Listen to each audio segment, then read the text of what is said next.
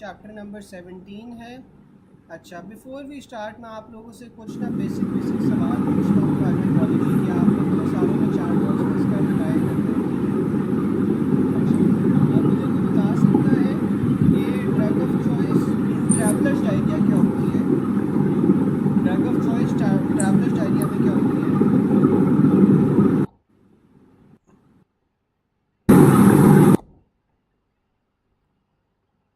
Travellers diarrhoea में drug of choice क्या होगी? अब आवाज़ आ रही है?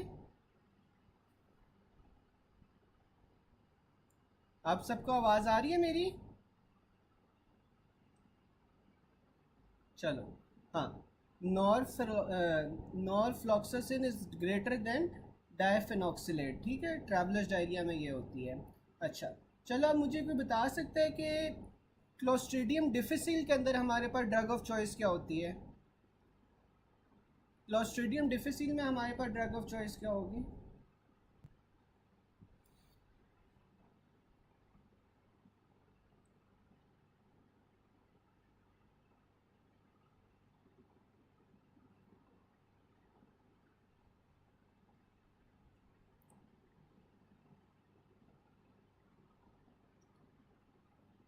अच्छा, और कोई बता सकता है? बिल्कुल, डॉक्टर बलोच सही बता रहे हैं, metronidazole is greater then vancomycin. ठीक है, तो ये आपके पास क्लोस्ट्रीडियम डिफिसिल में हो जाएगी। अच्छा, ए फिब के अंदर आपके पास फर्स्ट लाइन ड्रग कौन सी होती है? ए फिब के अंदर फर्स्ट लाइन ड्रग कौन सी होती है?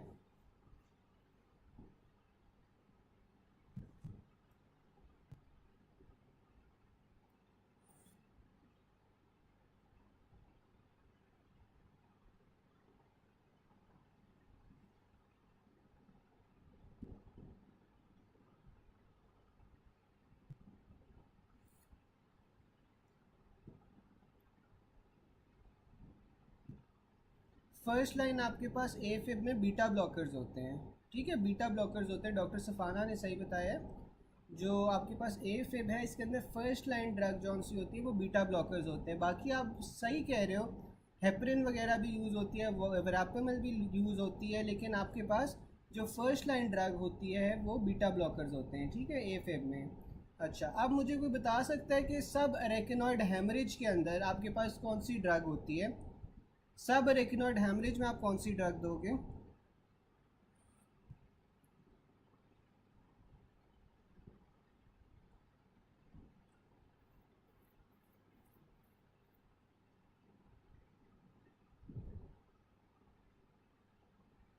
बिल्कुल, निमोडिपिन देते हैं। ठीक है, अच्छा, आप मुझे कोई बता सकता है कि अगर आपके पास कोई ओबीस डायबिटिक पेशेंट आता है तो उससे डायबिटीज़ मैनेज करने के लिए आप कौन सी ड्रग देते हो? अगर कोई आपके पास ओबीस डायबिटिक पेशेंट आता है तो डायबिटीज़ मैनेज करने के लिए आप कौन सी ड्रग दोगे?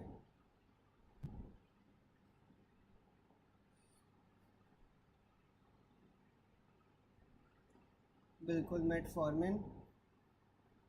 अच्छा, अगर आपके पास कोई एल्डरली डायबिटिक आता है, एल्डरली डायबिटिक्स के अंदर आप क्या प्रेफर करोगे? एल्डरली डायबिटिक्स में क्या प्रेफर करोगे आप लोग?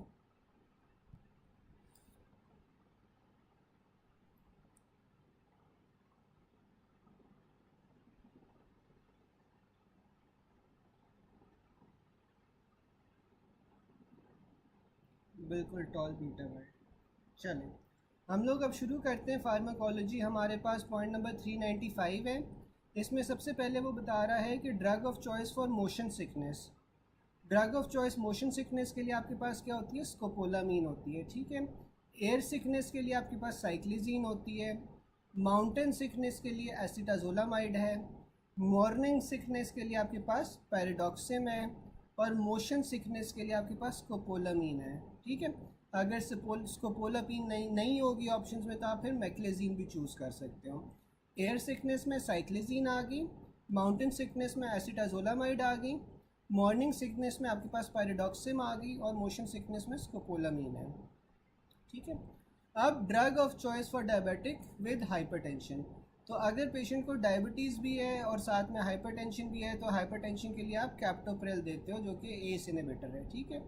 अब फिर आपके पास ना सीजर्स आ रहे हैं, सीजर्स के अंदर ड्रग ऑफ चॉइस आ रही है।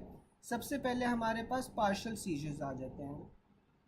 पार्शल सीजर्स के अंदर आपने कार्बामेज़ेपिन देनी है, ठीक है, पार्शल सीजर्स में।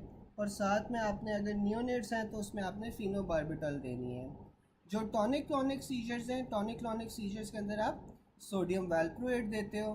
एब्सेंस सीजर्स के अंदर आपके पास इथोसक्सामाइड देते हो, ठीक है।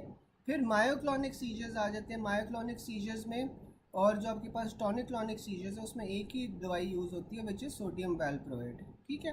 अच्छा, मुझे उम्मीद है जब मैंने पिछली बार आप लोगों को पढ़ाया था तो आप लोगों को मैंने बताया था कि एपिलेप्सी और सीजर में क्या फ़र्क होता है। सो आई होप आप लोगों को वो चीज़ याद होगी। अच्छा, फिर हमारे पास ना स्टेटस एपिलेप्टिकस आ जाता है, ठीक है। स्टेटस एपिलेप्टिकस आपके पास इस तरह के सीजर्स होते हैं जो कि रेजिस्टेंट होते हैं टू टिपिकल मेडिसिन, ठीक है ना। तो इसके अंदर फिर आप बेंजोडाइजेपिन दे देते हो जो कि सेडेटिव होती है। इसमें आपके पास लोराज़ेपाम इज़ ग्रेटर देन डायज़ेपाम। फिर आप जो MRSA होता है, MRSA के अंदर आप वैंकोमाइसिन देते हो which is greater than linezolid. Ventricular tachycardia या इंक्रीज्ड हार्ट रेट में आप क्या दोगे, एमियोड्रोन दोगे, ठीक है। इंक्रीज्ड हार्ट रेट और वेंट्रिकुलर टेकिकार्डिया के अंदर आप एमियोड्रोन दोगे, ठीक है।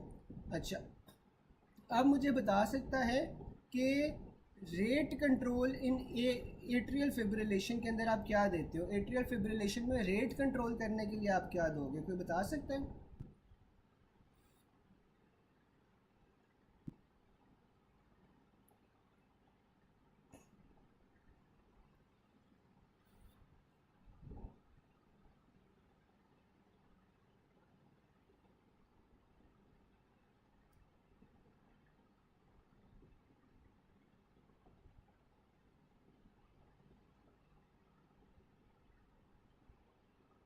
अच्छा, जो आप रेट कंट्रोल करने के लिए एट्रियल फिब्रिलेशन में ना आप बीटा ब्लॉकर्स देते हो, साथ में डाइजॉक्सिन देते हो, ठीक है। बीटा ब्लॉकर और डाइजॉक्सिन देते हो आप रेट कंट्रोल करने के लिए एफib में। फिर आपके पास सुप्रा वेंट्रिकुलर टेकिकार्डिया आ जाता है। जो SVT है इसमें आपने एडिनोसिन देनी है, ठीक है। वेंट्रिकुलर फिब्रिलेशन में आपने लाइडोकिन या लिग्नोकिन देते हैं। हाइपरट्रोफिक ऑब्स्ट्रक्टिव कार्डियोमायोपैथी में आप बीटा ब्लॉकर्स दोगे which is greater than verapamil. Pregnancy induced hypertension के अंदर आप लबीटालॉल दोगे which is greater than hydralazine. Eclampsia के अंदर मैग्नीशियम सल्फेट देनी है। बैक्टीरियल वेजाइनोसिस के अंदर मेट्रोनिडाजोल देंगे। प्रेग्नेंट लेडी है, थायरोटॉक्सिकोसिस है, फर्स्ट ट्राइमेस्टर में है तो आप तब प्रोपाइल थायोयूरेसिल देते हो, जबकि सेकेंड और थर्ड ट्राइमेस्टर के अंदर आप मेथिमाजोल देते हो।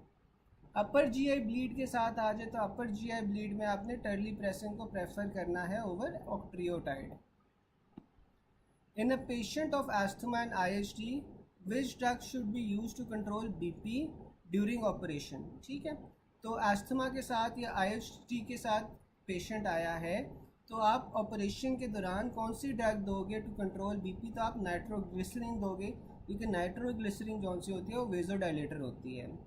A patient with ventricular tachycardia, increased heart rate and abnormal QRS complex, drug of choice क्या होगी इसमें आपके पास एमियोड्रोन होगी, ठीक है। अभी हमने वेंट्रिकुलर टेकिकार्डिया में पढ़ा था कि वेंट्रिकुलर टेकिकार्डिया के अंदर आपके पास जो ड्रग ऑफ चॉइस थी वो एमियोड्रोन थी। फिर आपके पास आ जाता है drug of choice in MRSA। तो MRSA में हमने क्या पढ़ा था कि वैंकोमाइसिन इज़ ग्रेटर देन लिंजिलॉइड। अगर ये आपके पास ऑप्शंस नहीं मौजूद होंगे तो आप फिर फ्यूसिडिक एसिड को भी चूज़ कर सकते हो। फिर आपके पास आ जाता है drug of choice in hypertrophic obstructive cardiomyopathy.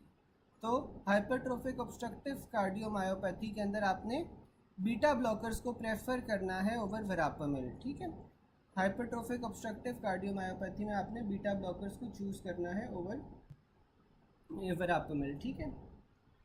फिर आपके पास आ जाता है drug of choice in absence seizures. तो आपके पास एब्सेंस सीजर्स के अंदर क्या ड्रग ऑफ चॉइस होगी, इथोसक्सामाइड होगी, ठीक है। एब्सेंट सीजर्स के अंदर हमारे पास क्या था, इथोसक्सामाइड था। फिर आपके पास eclampsia patient on OT table, drug of choice क्या होगी, एक्लैम्सिया के अंदर आपके पास आईवी हाइड्रोलाजिन आ जाती है। फिर आपके पास आ जाता है, हाँ हाँ, इसमें आप ना लेबिटालॉल इज़ ग्रेटर देन हाइड्रोलाजिन, ये उसने, सॉरी, लेबिटालॉल ग्रेटर होगी ना हाइड्रोलाजिन से डॉक्टर साहिबा।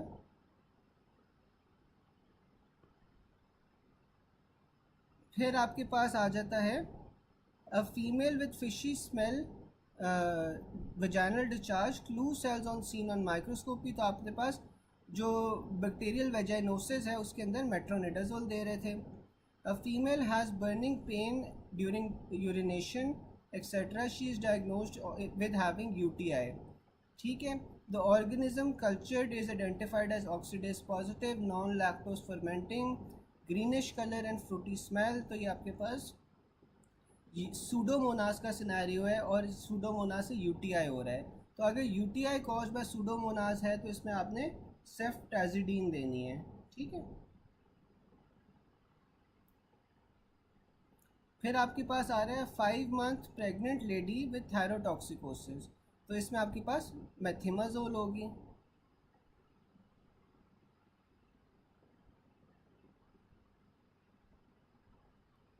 हाइड्रोलाजिन लिखा है ग्रेटर देन बीटा ब्लॉकर, चलो मैं अभी चेक कर लेता हूँ, चेक कर लेते हैं। फिर आपके पास आ जाता है drug of choice in post M I ventricular fibrillation, तो post M I ventricular fibrillation में जौन सा है आपने क्या देनी है, लिग्नोकेन देनी है, ठीक है। Post M I ventricular fibrillation के अंदर आपने लिग्नोकेन देनी है। फिर आपके पास आ जाता है drug of choice for severe clostridium difficile infection, तो अगर आपके पास सिवियर क्लोस्ट्रीडियम डिफिसिल की इन्फेक्शन आ जाएगी तो फिर आप वैंकोमाइसिन दोगे, ठीक है। फिर आपके पास आ रहा है drug of choice for pseudomembranous colitis, तो इसमें आपने मेट्रोनिडाजोल को प्रेफर करना है over vancomycin. First line therapy आपके पास जो सूडोमेम्ब्रेनस कोलाइटिस के अंदर होती है वो ओरल मेट्रोनिडाजोल होती है for 10 to 14 days. If severe and not responding to metronidazole तो फिर आप उसमें ओरल वैंकोमाइसिन दे सकते हैं, ठीक है। जो लाइफ थ्रेटनिंग इन्फेक्शन होती हैं, combination of oral vancomycin and intravenous metronidazole आप देते हो, ठीक है।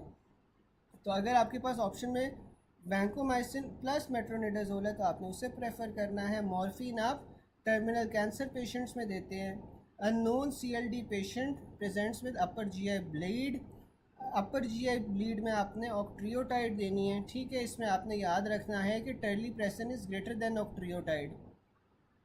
A CLD patient presented with hematemesis, the preferred immediate treatment is injection of octreotide.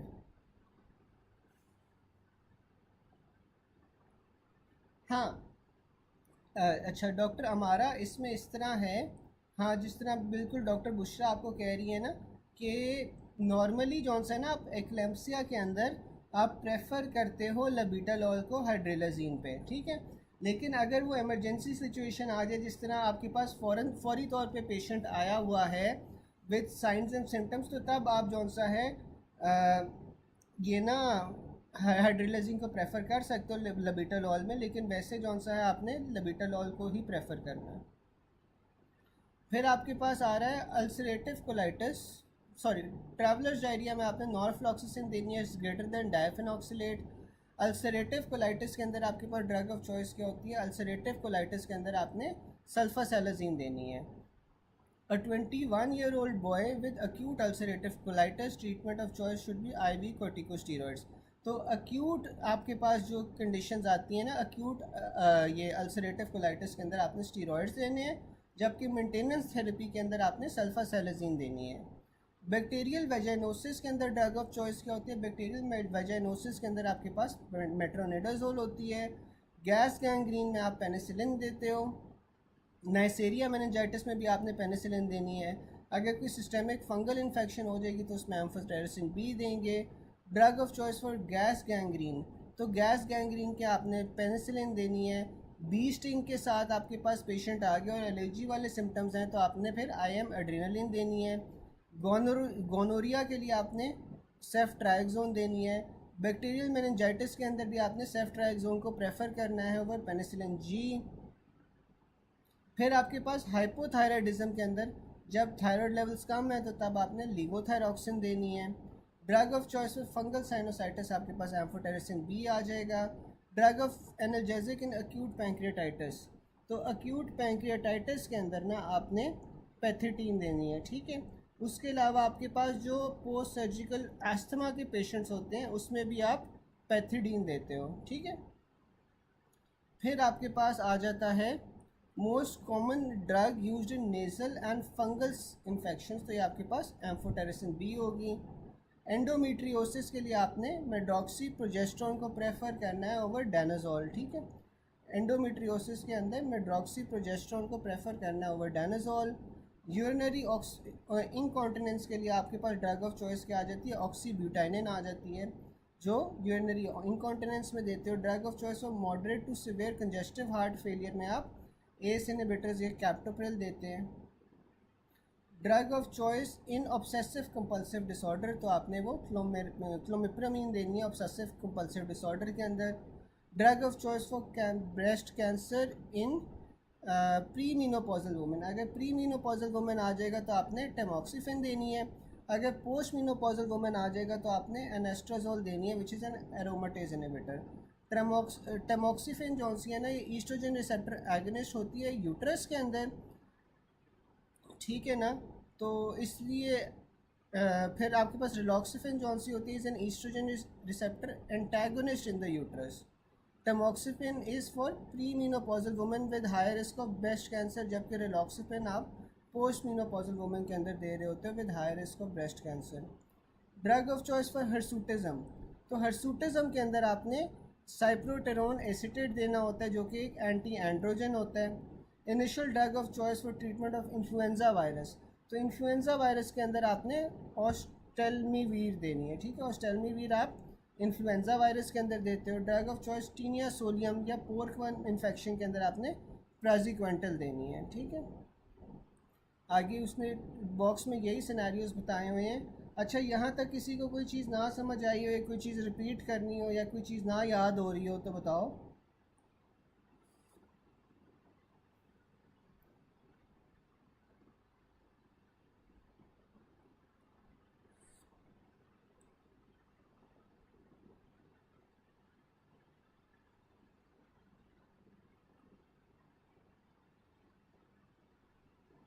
बाकी सबको अभी तक याद हुआ है ये सारा? आई एम होपिंग कि आप लोगों को ये आता होगा पहले से। अच्छा, अब जो फार्माकोडायनामिक्स होते हैं ना, फार्माकोडायनामिक्स क्या होते हैं कि जो आपके पास drug effect of drug on a body, ठीक है। तो जो ड्रग का इफेक्ट होता है बॉडी के ऊपर उससे आप फार्माकोडायनामिक्स कहते हो, जबकि जो बॉडी का रिएक्शन होता है टू द ड्रग तो उससे आप फार्माकोकाइनेटिक्स कहते हो, ठीक है। तो फार्माकोडायनामिक्स क्या है, ड्रग एक्शन ऑन बॉडी, और फार्माकोकाइनेटिक्स क्या है, action of body on the drug, ठीक है। तो लेट्स सपोज कि मैं आपसे बोलता हूँ कि ड्रग की जो एक्सक्रीशन है, ठीक है, ड्रग की एक्सक्रीशन आपके पास फार्माकोडायनामिक्स में आएगा, फार्माकोकाइनेटिक्स में आएगा।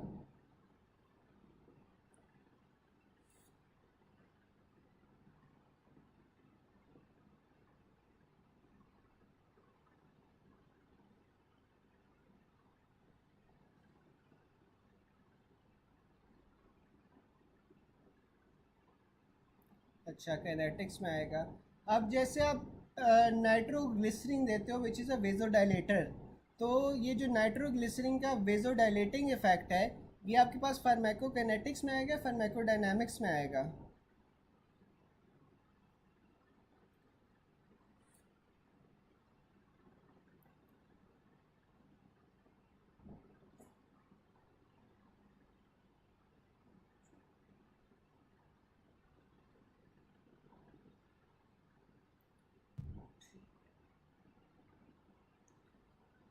फिर आपके पास वो पूछता है व्हेन आज ड्रग ड्रग इंटरेक्शन, तो ड्रग ड्रग इंटरेक्शन में आपके पास फार्माकोकाइनेटिक्स और फार्माकोडायनामिक्स दोनों आ जाते हैं।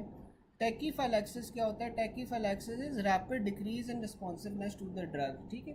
तो टैकीफाइलैक्सिस में क्या हो रहा होता है कि रैपिड डिक्रीज होता है in responsiveness to a drug. Acidic drug जौन से होते हैं वो एल्बुमिन के साथ बाइंड करते हैं, जबकि जो बेसिक ड्रग्स होते हैं वो ग्लाइकोप्रोटीन्स के साथ बाइंड कर रहे होते हैं। Amount of drug will reach the systemic circulation after administration, तो ये आपके पास फार्माकोकाइनेटिक्स होती है। रिगार्डिंग ड्रग ड्रग इंटरेक्शन आपके पास फार्माकोकाइनेटिक्स फार्माकोडायनामिक्स दोनों आ जाते हैं। रिगार्डिंग प्लाज्मा एल्बुमिन आपके पास जौन सा होता है वो मोर रैपिड रेडिली बाइंड करता है विद एसिडिक ड्रग्स। टैकीफाइलैक्सिस जौन सा होता है डिमिनिश रिस्पॉन्स होता है to a drug very rapidly. Decrease adverse effect of drug क्या होता है विच इज़ करेक्ट। तो ये जो आपके पास एडवर्स इफेक्ट्स होते हैं ड्रग्स के ये वेरिएबल होते हैं। फिर आपके पास therapeutic window, index, potency, efficacy और प्रोबैंड आ जाता है। थेरेप्यूटिक इंडेक्स क्या होता है, it is the ratio of the dose that produces toxic effect to the dose that produces desirable clinical effect. ठीक है, ये जो आपके पास थेरेप्यूटिक इंडेक्स होता है ये आपके पास रेशो होती है डोज ऑफ ड्रग की जो कि आपके पास टॉक्सिक इफेक्ट कॉज कर रही होती है ओवर डोज ऑफ ड्रग जो आपके पास थेरेप्यूटिक या डिज़ायरेबल इफेक्ट प्रोड्यूस कर रही होती है। Greater the therapeutic index greater the safety of the drug. ठीक है, it also comes in BCQ as safety margin of the drug, तो ये आपके पास थेरेप्यूटिक इंडेक्स आ जाएगा। फिर आपके पास थेरेप्यूटिक विंडो आ जाती है, the range between minimal clinical effect and maximum toxic effect. ठीक है, जो आपके पास विंडो होती है वो आपके पास मिनिमम जो ड्रग की कॉन्सेंट्रेशन है जो आपके पास क्लिनिकल इफेक्ट कॉज करवा रही है और जो आपके पास मैक्सिमम ड्रग की कॉन्सेंट्रेशन है जो टॉक्सिक इफेक्ट कॉज करवा रही है, दोनों के दरमियान में रेंज होती है। Potency refers to the concentration या dose of a drug required to produce 50% of the drug's maximal effect. ठीक है, तो जो आपके पास पोटेंसी होती है वो क्या होती है, आपके पास कॉन्सेंट्रेशन होती है ऑफ द ड्रग जो कि रिक्वायर्ड होती है to produce 50% of the maximum effect. फिर आपके पास एफिकेसी आ जाती है। एफिकेसी क्या होता है, जो मैक्सिमम रिस्पॉन्स होता है प्रोड्यूस बाय अ ड्रग और it is the Emax achieve by the drug. फिर आपके पास प्रोबैंड आ जाता है। प्रोबैंड क्या होता है कि जो आपके पास पहला बंदा आता है to the doctor in the affected family, उसे आप प्रोबैंड दिखाते हैं। सेफ्टी मार्जिन आपके पास थेरेप्यूटिक इंडेक्स आ जाता है। Minimum absorption of drug from its sites of absorption for its desirable effect occurs if drug used in local action. ठीक है, तो जो आपके पास मिनिमम अब्जॉर्प्शन हो रही है ड्रग की from its site of absorption for its desirable effect, यानी कि आप नहीं चाह रहे कि वो आपके पास फर्दर अब्जॉर्ब हो, तो ये आपके पास लोकल जो एक्शन के लिए ड्रग्स होती हैं वो आप नहीं चाहते ना कि सिस्टमिक में जाए, तो इस वजह से ये होगा। Regarding acetaminophen most likely is it's therapeutic window is less than aspirin. ठीक है, तो जो एसिटामिनोफेन है इसकी थेरेप्यूटिक विंडो कम होती है एस्पिरिन से। Therapeutic dose of a drug for a particular condition is determined bye potency, कि वो ड्रग जौन सी होती है कितनी पोटेंट होती है, उसकी कितनी कॉन्सेंट्रेशन आपको चाहिए होती है to produce 50% of the maximum effect, उससे आप थेरेप्यूटिक डोज को डिटरमिन करते हो। फिर better study of a drug can be done by knowing its plasma half life, अगर आपको प्लाज्मा हाफ लाइफ पता होगी तो आप बेहतर तरीके से स्टडी कर सकोगे। Therapeutic dose of drug in clinic is decided on potency. Therapeutic index of drug indicate safety. Maximum bio availability of the drug is विया विच रूट, तो मैक्सिमम बायो अवेलेबिलिटी आपके पास सबलिंगुअल होती है जो कि सारी की सारी अब्जॉर्ब हो जाती है। Which of the following